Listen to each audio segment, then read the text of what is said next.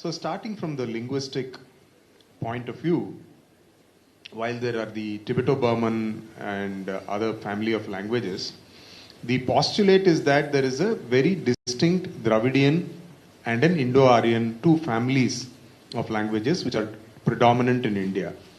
So what is your opinion on this classification itself and your thinking on the interaction between these different languages in India, in the general Indian subcontinent? This classification itself is wrong. This Max Muller, he started this theory, Indo-Aryan. He gave words like Indo-Aryan, Indo-Europeans.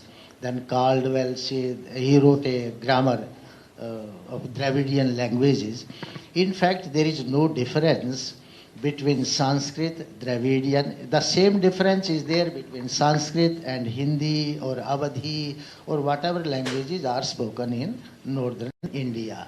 In South Indian languages also, so many words, these languages, they have borrowed from Sanskrit. Even the alphabets in Tamil, they are 80% from Sanskrit, similarity from Sanskrit. So this divide was made by Britishers with the sole intention or motive to divide the country so that they may continue to their rule in this nation. Even Max Muller, he was a poor German. He was engaged in Oxford, and the mission was given to him just to distort the Indian scriptures so that the Indians may be converted to Christianity. And he himself writes to the Duke of Argyll that the Indian religion has totally been doomed, and if the Christianity doesn't step into India, whose fault will it be? He wants to say that we have totally distorted the things, and now the Christianity, there is open path for Christianity to enter into India. Similarly, other scholars also, H.H. Wilson, he awarded 200 pounds scholarship for the students who were able to refute Indian philosophical system. So this was a plot against India, and they were just giving so many different theories so that this divide may occur. And Max Muller, then he started saying that this Devasur Sangram in Vedas, that is also Arya Dravidian fight like that. But in Vedas, nowhere the mention of Dravid word is there. Had there was a fight, there would have been a fight between Aryans and Dravidians. They should have mentioned Arya Dravidian fight instead of Arya Das or Arya Dashu. This type of words are not there. These are all concocted things, and just brainwashing, India bashing program was there since last 200 years, and this is being carried out now also. The next question that I would like to go to is the dating of the Rig Veda. The Rig Veda, there is a specific dating of the Rig Veda which says that it is composed between 1800 to 1500. This whole European intellectuals, intelligentsia, they were under the dominance of church. And there was a bishop, Usher. He declared that earth originated 4004 years before Christ. If the earth has originated 4004 years of Christ, then the Rig Veda cannot originate, beyond that. So then they fixed the date of Rig Veda around 1500 BC, 1800 BC. But the scientists, they came out from the clutches of church. We know about the scientists, Galileo and all those things. They were against church. They were starting giving their own theories. And geologists, they didn't bow down before church. They made their own geological eras. But historians, they were kept under the control of church, and it was deliberately also, sometime unintentionally also. And this, this dominance of church over historian was beneficial for the Europe also, because our chronology, it was demoted some 1300 years. It's not only you are talking about Rigveda. Lord Buddha's time is 1800 BC. First time when William Jones, he studied Puranas and he gave a full chronology. He told Buddha is around 1800, these Mauryas are around 1600, Nanda is around 1700, and like that he told everything. But later on, Max Muller, he just pressurized him that you should not do like that. Demote this chronology so that it may fit to the European system. Then they moved out this Centrocotus synchronism, and they told that this Centrocotus is, akin to the Chandragupta Maurya of Chandragupta. But linguistically, the Centrocotus word is quite close to Samudragupta of the Gupta period. No linguist can tell that Centrocotus is close to Chandragupta. And then Centrocotus' son in this Greek literature has been described as Centrosymptoms, like that. Centrosymptoms. That is close to Chandragupta, of the son of Samudragupta. So this is how the entire chronology was demoted, not only the Rigveda and all these things. And what happened? The Europeans, what was their chronology? They were thinking, they were saying anything happening before Christ, anything happening after Christ. So Christ was the center of chronology for them. It was the center of history, and they were never thought anything beyond Christ. So even a European scholar, Hegel, I think he criticized it. He says that the Christianity is only one faith in the world. It's not all the faiths. So history cannot go and cannot come from Christ. There should be some another system. And you will be surprised to note that till 1582, the Europeans, they were not aware of the zero. That is why, while after 1 BC or 1 AD, they started saying 1 BC. After 1 BC, they started saying 1 AD. It was only the Gregorian who reformed this calendar. He told we must use zero also. And those people who were not aware of zero by 1852, they are deliberating upon our chronology, upon our history. Our history, our chronology is well defined.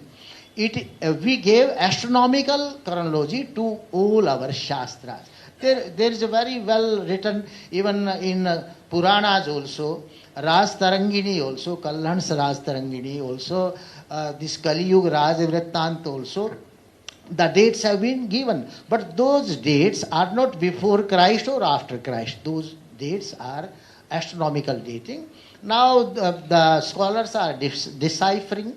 There is a mention of sometime that Amavasya was there, Purnima was there, the total eclipse was there. Now through these modern equipments and all these things, we can find out that when this solar eclipse is taking place, lunar eclipse is taking place. I have myself prepared a 9,000 years calendar when the Amavasya or Purnima or Shukla Ashtami or a Krishna Ashtami took place into India. So we can have so many things, we can verify the things. So this is all ridiculous to say that Rigveda originated 1800 years before Christ or 1500 years before Christ.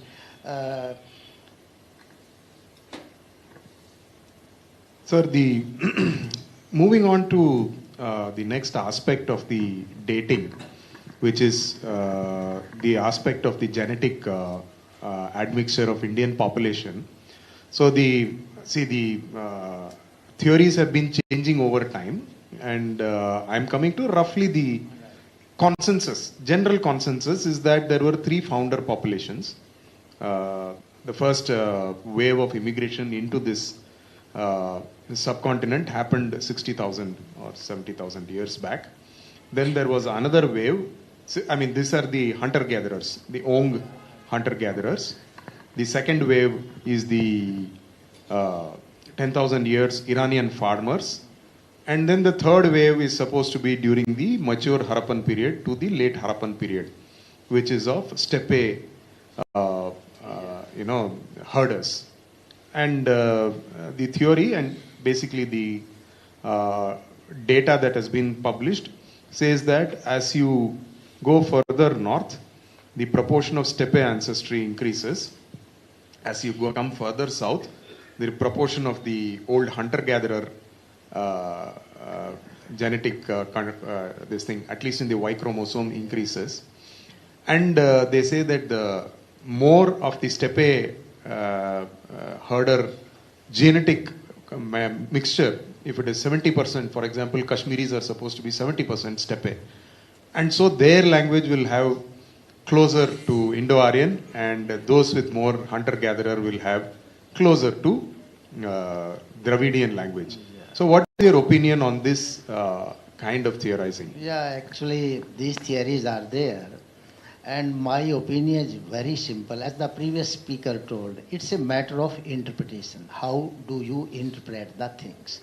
Suppose the facts are sacred. I accept whatever some genetic studies have been done.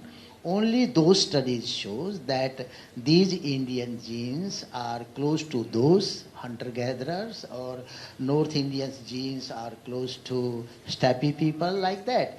The studies shows only these things. But those studies, they are not telling that hunter-gatherer came here, or steppe person came here, or Iranian came here. Iranian farmers, the ancient most literature of the world is Rig Veda. And in the Rig Veda, first time the agriculture has been mentioned. Krishim ida krishasva. And even the modern studies says the Indians, they were very well aware of this plough. And after that in France, in 1572, the plough was invented or discovered by some locality, some person. So before that, nobody was able to know about agriculture and all these things. And moreover, when we talk about greater India, even the Iran, Afghanistan, and all these Burma, all these are included in India. So these are unnecessary things floated by foreigners, that this type of genetic flow was there. Genetic flow is there, we know. Genetic similarity is there. Suppose the North Indians gene is close to steppe people. South Indians gene is close to hunter-gatherer or coastal area regions. Who will migrate? Question is, who can migrate? Can illiterate person migrate? Never. Educated persons, merchants, or some defense persons, or the rulers, they will migrate, they will capture other regions. So their migration is only possible at these stages. So when the North Indian and the two types of migrations took place, I say that migrations took place from India. The South Indians, they were seafarer, they migrated and they inhabited the countries which were coastal regions, they went over there. And North Indians, they were not seafarer. So they went to the places where they could go by land and they settled over there. There is a Greek scholar, Epocach. He has written a book, India in Greece. His book's name is like that. And he says that this entire Greece has been inhabited by Indians. A Greek scholar is saying that. And he says that this Macedonia was named after Magad. And he further says that war of Troy was fought by the Kshatriyas from Magad. So those people who are doing genuine studies, they are accepting it. But now, if you say that certain gene is similar, to some persons, two persons, then the flow is from this side to that side or that side to this side cannot be decided. And so far as the similarity of language is concerned, suppose the Sanskrit is quite similar to Europeans because their genes is also similar to North Indians. But Sanskrit is not the language of North Indians. Sanskrit is the language of South Indians also. The Samavedic, old recensions, Kauthumi, Rana, they belong to the South India. We don't have their origin in North India. In North India, we have some Yajur Vedas recensions. So saying that this, if certain genes is going to match with the European people, North Indian persons, though Sanskrit is not our monopoly. Sanskrit is spoken, one time it was spoken all over the world, and your languages, whether you call them Dravidian or Aryan languages, they have a lot of similarity with Sanskrit. I have done a lot of work on linguistics. One of book I published, Vedic Theory of the Origin of Speech, how the language evolved in the world. In fact, these Western scholars, just to try to,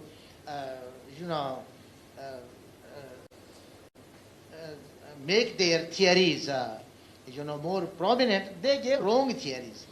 Sometime European linguists say that O, this sound originated first. Then from O sound evolved a sound. And on the basis of this theory, they told in Veda there is a word Ajra. Ajra means tilted land. And in Latin there is a word agro. Similarly, in Sanskrit there is a word karpas, and in Greek there is a word karpasos. Then he started saying that because O sound evolved first, so agro came first, then Ajra came last. But you go through the Sanskrit, Sanskrit has so many words, the parent language or the source, where the source is that, the abundance will be there.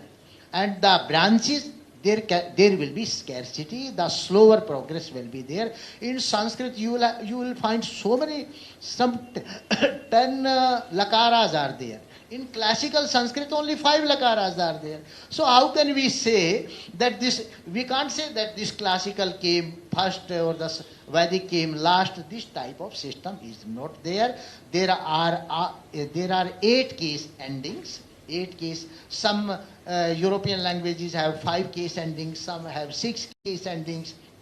Your English has only 3 case endings. So the maximum use of words has been there in Vedic Sanskrit, and these languages, they have minimum use of grammatical system. So the system which has maximum use, that will be considered as origin, and the branches, they will have minimum use. Similarly, in the same way, suppose India's North Indians gene is similar to steppe people, but the growth or mutation, genetic mutation, their maximum population growth is in North India. Once I was visiting this Holland. I went to Den Haag in a museum, and when I entered in the museum, that person to whom I show my passport, he laughed at me. Oh, in India, only 2% people have cars.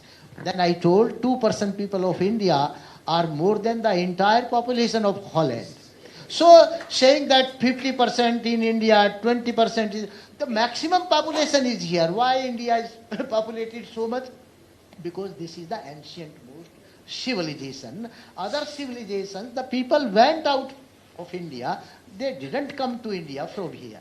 So had the steppe people would have come, then the population would have been more than North Indians over there. So it is not the case. It's just a matter of interpretation. You just keep on saying your own thing, but the facts, they are not going to change. Coming to the third aspect, which is the physical artifacts, the theory around physical artifacts. So the oldest theory is that, the oldest physical artifacts found in the subcontinent are definitely the Sindhu Saraswati civilization artifacts. So about a decade back, a scholar called Asko Parpola, postulated that he had, many people have claimed to have deciphered the Indus script, but he claimed that the Indus script, especially the fish symbol, indicates that this is a Dravidian language and it was a script used to write the Dravidian languages in the Indus region. It's a very foolish idea. You know, we are living in North India. We don't know about fish. We cannot make the picture of fish. Earlier they used to say, in this Sindhu civilization, no horse was found. No skeletal of a horse is visible. Now you can have so many skeletals. They started saying that, oh, fire altar was not found, so it was not a Vedic civilization. Now we could excavate fire altars also. Now he found the fish, then he started. One fish is going to change the entire system. The person who are not living at coastal areas, he want to say that they don't know about the fishes and all these things. So many things in this Harappan civilization, they have similarity with the Vedic system.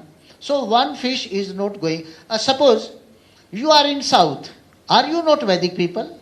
Are the Shamvedi people, they are not Vedic people. So they don't know about, would you call yourself that you are not Vedic? Because Shamvedi is not a Vedic branch. Brahmana, Kshatriya, Vaishya, Shudra is a system, Vedic system. In south it's there, in north it's there. So whether it is a fish or it is a horse, it's the same thing. So it's, if you find certain such type of things, sometime what happens, you will have to look at the oceanic movements also. This whole of the Rajasthan, earlier it is said that it was the sea area. The sea was here. Now it has, withdrawn back. So in Harappan and all these things, we shall have to take into so many aspects. But one thing cannot be taken into. There is a posture, swastik sign is there. The swastik sign is there. There is a person sitting in the posture of Padmasana. It is there. So it's all non-Vedic. It's all Dravidian. So Dravidian people knew about yoga and these Aryans. They didn't knew about all these things. So it's the same civilization. We should not be, swayed by these type of statements. These are very, very, I would say, very, trivial, childish things, as making theories based upon certain things. Thank you, sir. I think at this point, we'd be glad to start taking questions from the audience. Yeah. Samaveda is mostly from East India. Samaveda, I read somewhere. That Samaveda's origins mostly East India, North East India. No, Shamveda, South India. Rana, Yaniya, Kauthumiya, all these branches, recensions, they belong to Kerala, some parts of Tamil Nadu, some Maharashtra, and some Gujarat. It's no trace is available in East. Most of the Bengalis, they recite the Samaveda. And some Odisha part is there, yes. Bengal. Yeah. Most of the Bengalis, they recite. And that is also there, but maximum is in south.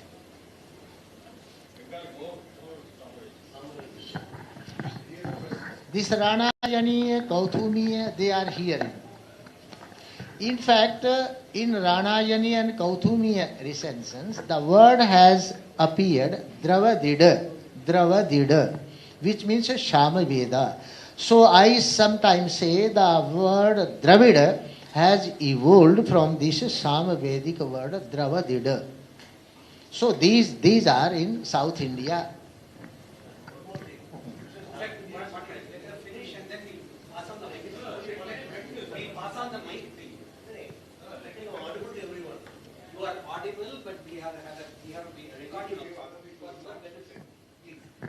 Sir, was there ever a people isolation between North and South?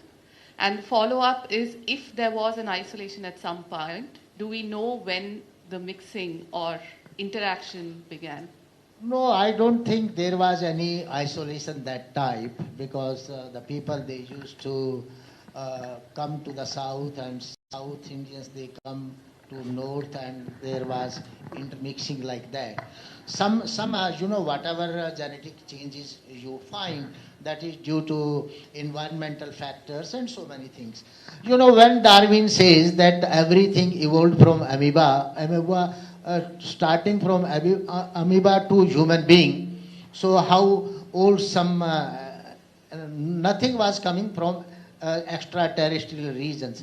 So these mutations, they take place while cell division takes place, when you respond to environmental factors. So these mutations and all these changes, they take place. We cannot say that there was some divide between south and north. It was not like that. Sir, you were saying that it's only Indians who migrated Yeah. throughout the world. Right. So, no, I also read somewhere. There is not somewhere. It is coming in the Sage of Kanchi. In some of his, he has written that one of the saints, rishis, he had a ashram in Siberia, Yeah. and he even conducted a service there. And that word comrade is also a Sanskrit word. That's what he said, something like that. So, can you say that all this, that Anglo-Saxon variety is different, or only we Indians, we again invaded India and became British Empire, something like that? No, there are many streams of migrations. In ancient time, migrations took place. Recently also migrations took place. These Roma people, Celtic people, they are all Indians. They went out from India. These are the recent migrations. And similarly, on the basis of the similarity, linguistic similarity, we can find out that in Hungary you go, there is a word czor, and that means chor, means thief. It's a Sanskrit word. In English, you just see the word ox has plural oxen, but box has boxes. So where the word oxen came, it came from Vedic language itself. In Veda, the word is uksha, ukshanahu, ukshanah, like that. So the plural is ukshanah, and uksha is there. From uksha it is ox, and from ukshana it is oxen. On that basis, you cannot say that this word was borrowed by Vedic people from these English persons. Because in Vedas, there are hundreds of examples, Raja, Rajanu, Rajana, like that. But in English, only single example is there. So the migration, whatever it is from India to those countries. And one more thing, we have the recorded history of migration. Just like Britishers says the white man's burden, the Vedic people used to say it is our burden to civilize the persons. In Rig Veda, it is written, Kranavanto Vishwamaryam, civilize the whole world. In Manusmriti, it says, Etad Desha Prasustasya Sakashad Agrajanmanaha Swam Swam Charitram Shikshiran Prithivyam Sarvamanavaha. Ki the person Sakashad Agrajanmanaha, who were born first on the earth, people on the whole earth, they should learn the lesson of morality and education. So we have recorded in our memoirs that we are the firstborn. And the most important thing, in Rig Veda, these Aryan invasion theory says that Vedic people came from Europe, Central Asia, then they wrote Sanskrit here. But had they come from Central Asia or Europe, they must have mentioned some places over there. But no mention is there. And you will be surprised to know that in Rig Veda, the word Bharat has been used 16 times. Bharat.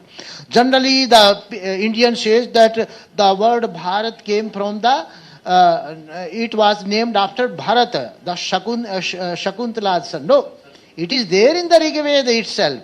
And it has two meanings. One, Bharat means the land which can sustain humanity. Bharat means that. And another meaning is the people who are always busy in getting knowledge. Bharata, ज्ञान में जो रत रहते हैं. So this Bharata, and in Vedas the name is Vasudha, either the name of earth is there. If some nation has been mentioned, that is Bharata. Then they should have mentioned Siberia, or these steppe lands should have been mentioned in the Veda, but it is not there. So these are fake, concocted theories, and there are so many evidences against these type of theories. But one thing is there for frog, it is Manduk, both Sanskrit and Japanese. Yeah, it went to Japanese from Sanskrit. Rig Veda, Manduk Shabd is there in Rig Veda. It is there in the Rig Veda itself.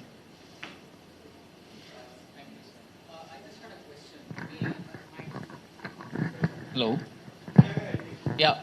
So the battle of 10 kings in Rigveda is it consistent with an out of India hypothesis? That's the first question. Yeah. And I have another question.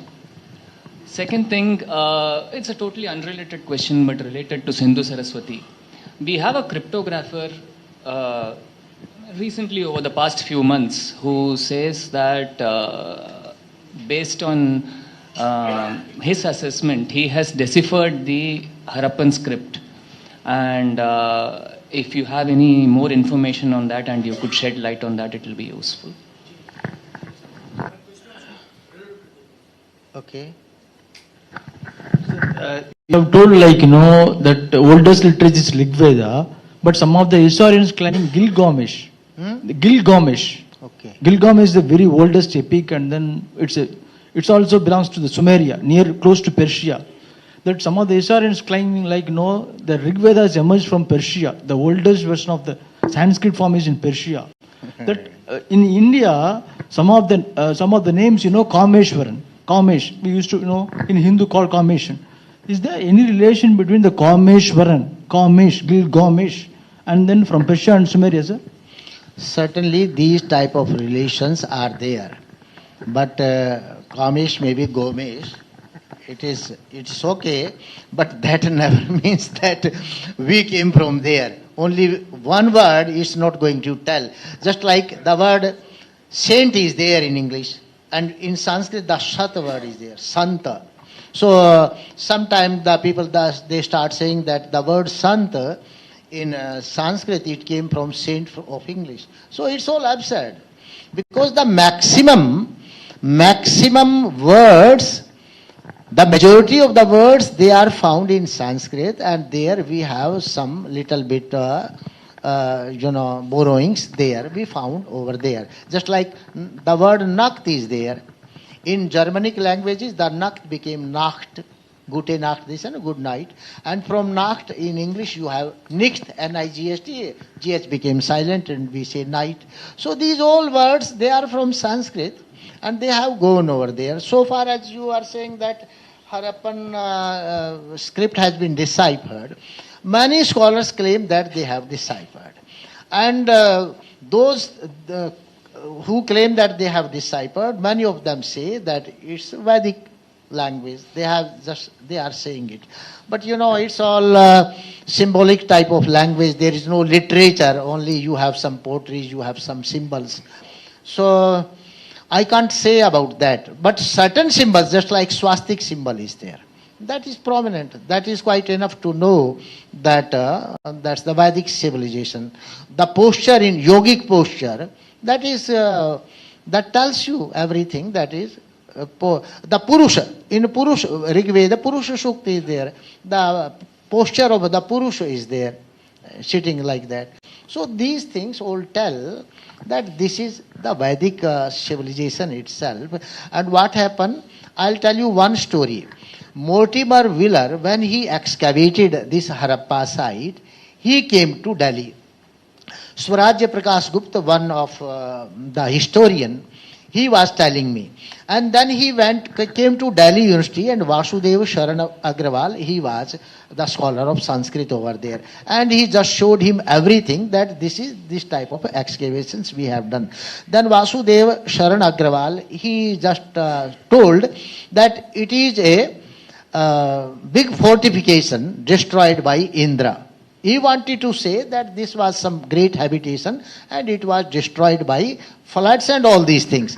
Then he immediately started interpreting it that Indra was, the ruler of Devas, and these Aryans, and the Aryan came and they destroyed this civilization, and this Harappan civilization belonged to the Dravidas. Whereas there is no name of Dravid in the Rig Veda. In all the Vedas, not only Rig Veda. In Ramayana also Dravid name is not there. And in your Tamil, ancient most literature, Tulakapya, the Dravid word is not there. You can find out. So this word evolved later based upon Dravidid word occurred in Samavedic recensions. Then this word was used in the sense of region, Dravida Desha, Pradesha, like that. Now we call Haryana Pradesh, Punjab, Gujarat, your Kannada, your this Tamil Nadu. So these are all regions, and these regions were under the Vedic civilization itself. These are the regional names, not some racial name. Even in Rig Veda, Arya word has not been used in the sense of race. You were talking about that the war of 10 kings. These are all allegorical, figurative stories. No historical, evidence can be obtained from Rig Veda. Rig Veda is the knowledge of the creation, and whatever has occurred there, these are all figurative systems. Just like Devarsur Sangram, these are the particles, antiparticles colliding, annihilating each other. Deva means the good thoughts, Asur means negative thoughts. Similarly, Indra means our mind is Indra, and these sense organs, they are the Indriyas.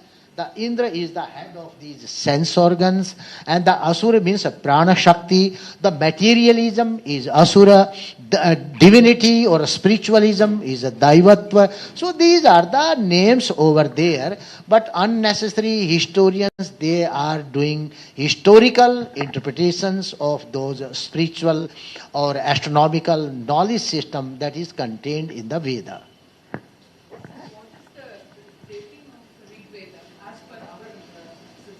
Yeah?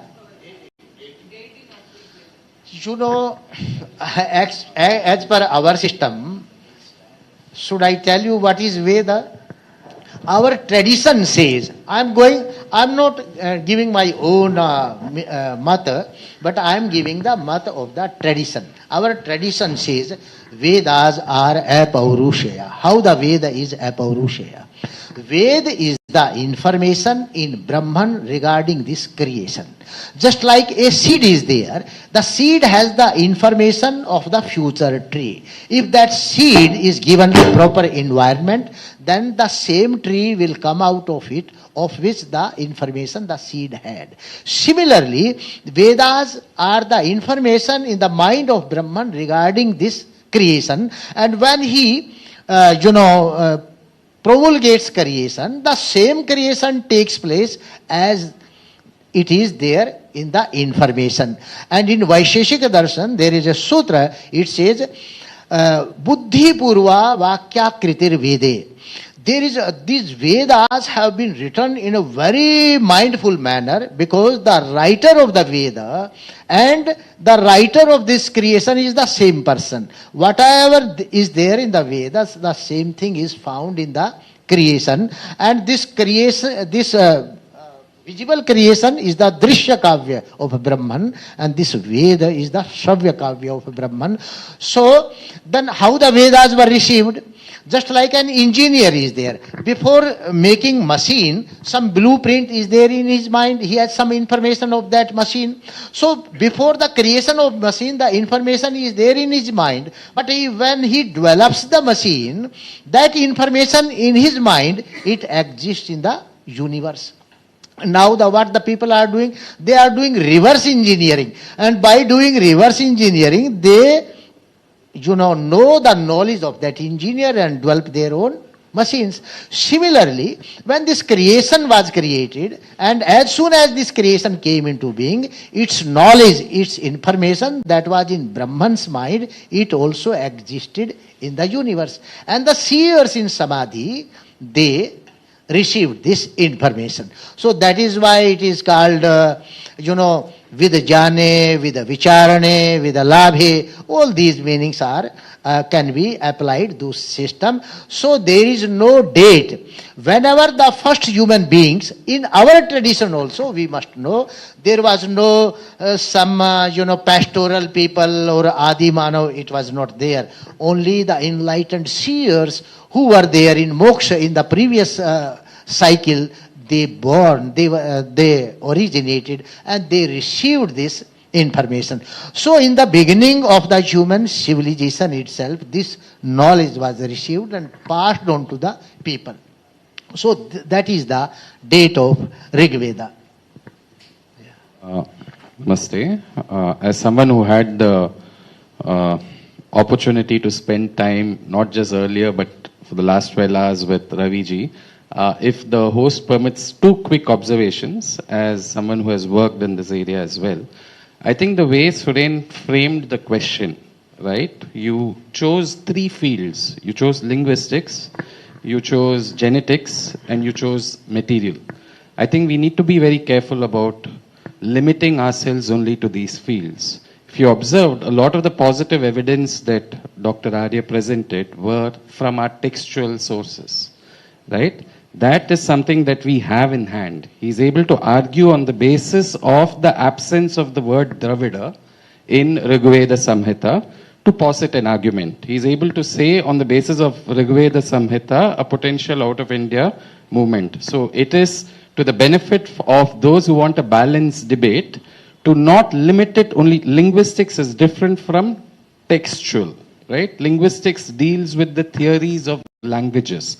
A lot of that is where the other so-called side claims their strength in. They have invested 200 years of resources in strengthening their theories over there, right? So Michel Denino frames it as at least 7 different fields.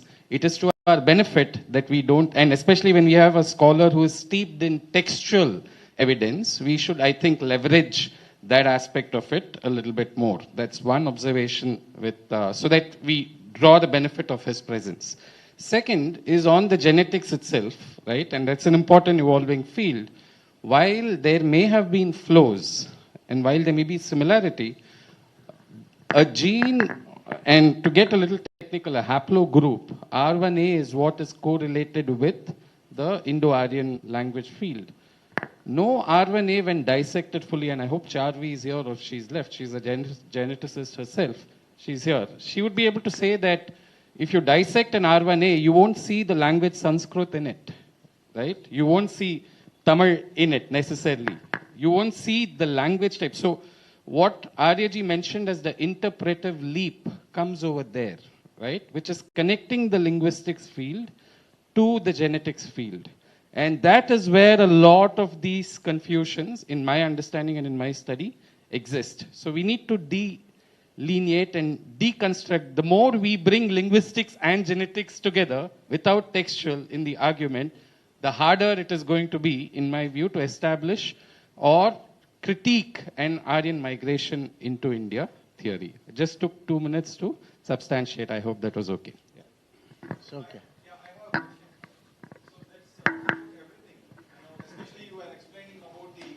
Dravidian theory, right? The word, but when they are referring to the so-called Proto-Dravidian language, the Proto-Dravidian language. So what are they referring to? You know, this proto, not only Dravidian, they have also constructed a Proto-European language, Proto-Indo-European, PIE. Why they constructed this is all speculated language. It has no basis, no ground, no book, never spoken. But just to maintain their dominance and just to maintain their superiority, they are coming to such excuses. So there is no Proto-Dravidian language, it's all fake, speculated. There is no Proto-Indo-European language, it's all speculated and fake.